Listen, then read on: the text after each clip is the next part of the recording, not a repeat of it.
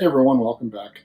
We've all been on the hunt recently for the G1 reissue figures from Walmart, starting with the Starscream to the Hot Rod to the Optimus, and now more recently the G1 reissue cassettes, along with G1 reissue Soundwave, which I was lucky enough to find. Unfortunately, only one, because I am on the hunt for one for a couple friends. This one I was lucky enough to find. It was hidden behind some other figures. Presumably put there by a staff member. So lucky enough I took a second look and was actually able to snag it. So now I thought I'd share it with you guys, and let's take a look at it. We're going to open it up and see what they have on the inside. Okay, so here we are with the figure. As you can see, it's in the standard traditional G1 style packaging, much like the other figures that they've released so far. Just going to bring it in for a close-up here. Obviously, this is because we're in Canada, it's a bilingual version, so Canadian and French is seen on the box. They have Buzzsaw and Soundwave there. You can see Soundwave is restrained. Buzzsaw just looks like he's clipped in, and then the standard artwork. Decepticon Communicator Soundwave and Condor cassette. And for you dummies out there that try to play or think it plays real music, though I can't imagine kids nowadays would even know what cassettes are. Take a look at the side of the box.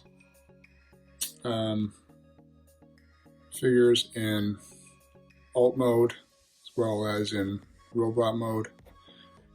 And then the back, standard traditional artwork. And you can feel free to pause this if you want, just to read the description on Soundwave, as well as the one on Buzzsaw.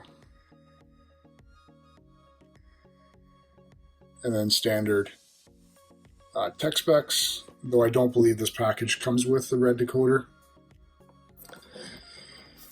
Other side of the box is the same, and then the bottom is standard there. So, without further ado, I think we've taken enough look at the outside. Let's cut this guy open and see what's on the inside.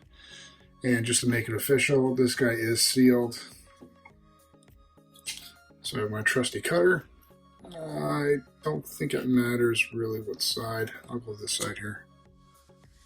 It is single seal tape, and that's official. And if I can get them open, I'm very careful. I don't like to have the flap creased in the middle, so I always try to carefully open it. And no styrofoam, obviously. You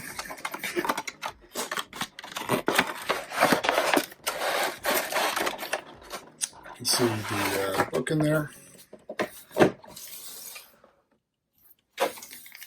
And then what's included is, this is tape shut. Let's crack it open. Let me take some time to get this open here, and we'll be right back. Okay, so as you can see now that I've got everything out of the package, I saved a little bit of time, and I got my trusty Lotus gloves on. Check out Lotus on YouTube under Lotus Stark. So yeah, simple, standard, cheap-ass plastic. 2 slots for his cannon, hand cannon, shoulder cannon. 3 slots for his missiles, and then Buzzsaw's 2 little things. I'm not going to take them out. I can't really be bothered. So let's get that out of the way right now. I've got everything here. Open up the instructions. Standard sticker sheet. So nothing very exciting there. The instruction booklet's actually pretty nice. It's obviously not going to do this without hitting the camera. Clearly folds out, showing the simple transformation process.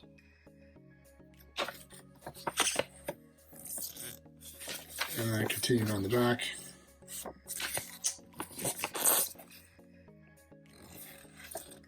Not exactly the hardest figure to transform. There is one color picture of Soundwave, which is nice at least. It would have been cooler if maybe if they had included like maybe a figure card, Buzzsaw's transformation, and then where to apply the stickers, and some disclaimer nonsense. So let's throw that up there, and then starting with Buzzsaw here, you can see the nice quality on it. Oops, sorry. This is my first look at it. I haven't looked at anything. Other side. Looks like the foil stickers were put on nicely. I don't see anything coming off. And transformation should be, I guess, feet down first. And then wings out to whatever. And they are tight, which is nice.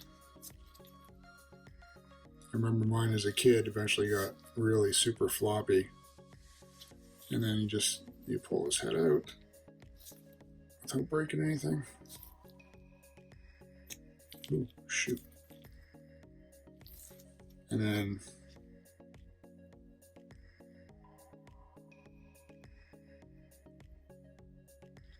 nice detail. Sticker, I guess it's placed okay. And that's Buzzsaw. He does have a little bit of weight to him, which is nice to see. And Soundwave is actually a lot heavier than I thought he was going to be. So just to get a good look at him there. You can see the stickers on top, cord battery, and then stereo microset recorder. Start stop. Read from the side view. The buttons seem to stick out a little bit further than what I remember, but in the chrome, that scuffing, is that scuffing or is that probably just from the factory? Obviously, working cassette door, springs open very quickly. The back of them, storage or belt clip, which also that was tight, which doubles for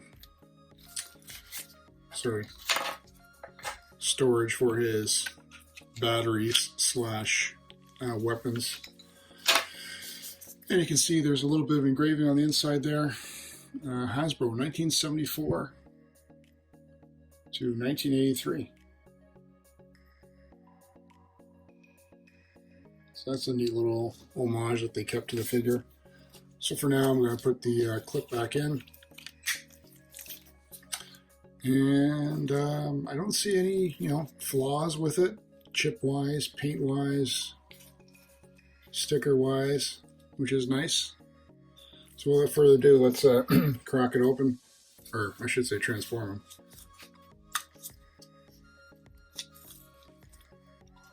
And joints are stiff, which is nice. You would think that getting a figure right away would be like that. You want to be careful when you're transforming it. You kind of don't want to scuff up the legs there.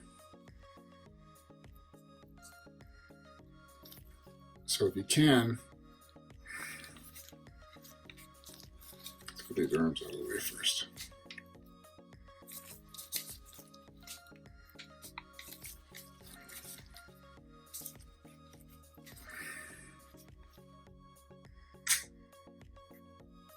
That was tight.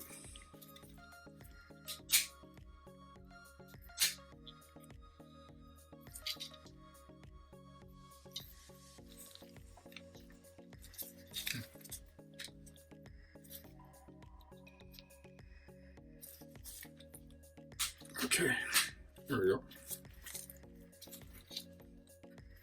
The feet are metal. And it's nice to hear.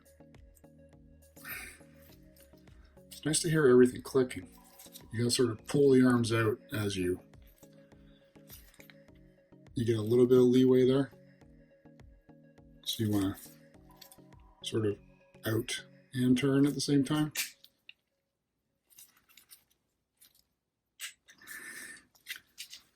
And then you just slide his hands down and head up and turn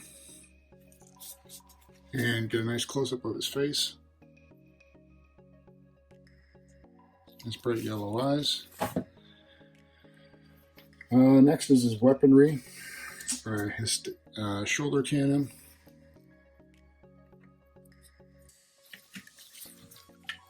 Which fits in fairly tight. And then his gun cannon.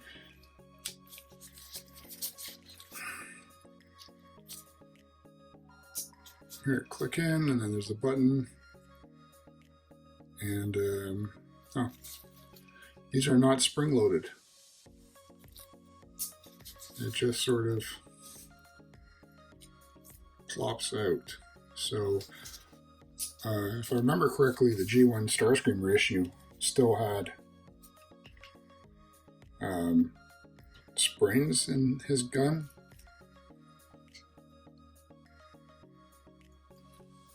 And, well, there we have Soundwave with Buzzsaw. I could have sworn there may have been like little pegs or something for him to sit in properly on the shoulders. But let's do it this old-fashioned way. 90 degrees. And it doesn't stay up.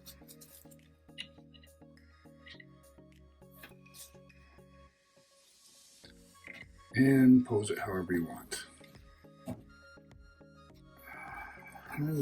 That's the balance on him, okay?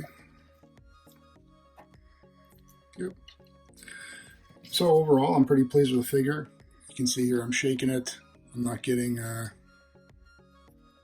no arm floppiness, no leg floppiness, which is nice, which is what I should say that's what you should expect from a figure you get brand new out of the box.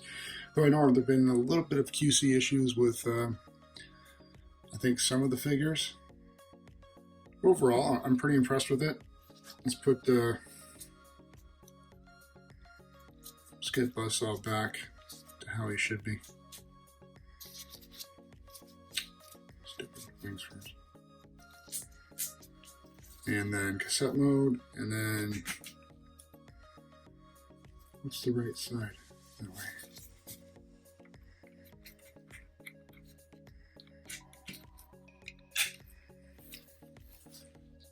And Soundwave Buzzsaw. I'm very pleased with this figure. Would have been nicer if the price point was a little lower, but that just seems to be the standard trend now for these G1 figures. But if I can get another one of these on sale, it's definitely worth a pickup. Here's a little tuning button here for the radio mode. Does turn, obviously, doesn't do anything. Oh, and this actually does slide, which is surprising. Surprised they took the effort into that. And there we have Walmart G1 reissue Soundwave and Condor cassette Buzzsaw. Thanks again for tuning in, guys. Hope you enjoyed this little review of this figure. I'm pleased with it, and I think you will be too, so I recommend you picking it up. Please remember to like, comment, subscribe, and share, and we'll see you guys again in another video.